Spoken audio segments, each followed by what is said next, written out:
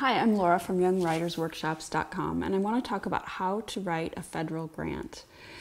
Federal grant is similar to writing another kind of grant in many ways, but in other ways there's a really specific element to it, and that is that you're responding to an RFP from the federal government.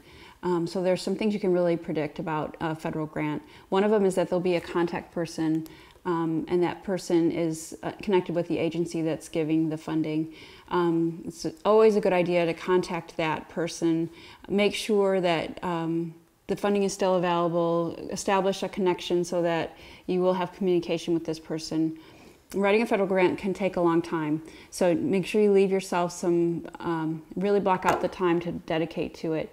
You're going to need to do some research and gather some things, gather statements of support from various other agencies in most cases. So you're really going to need to leave yourself some time to do this.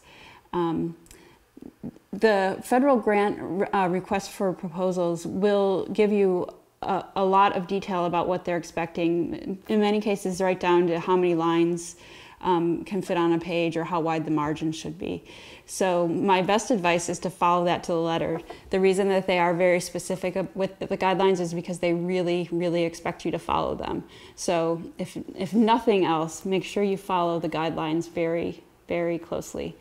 Have someone read your draft when you have completed a draft of this grant. Have someone read it, give feedback, go back and work on it again. You'll also want to have a very careful proofreading to make sure that technically it's a very strong proposal, because when you're asking for someone for money, you want to make sure you present your most professional and polished request possible.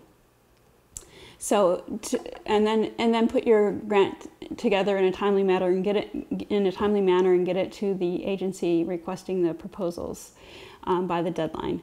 So those are some ideas about how to write a federal grant.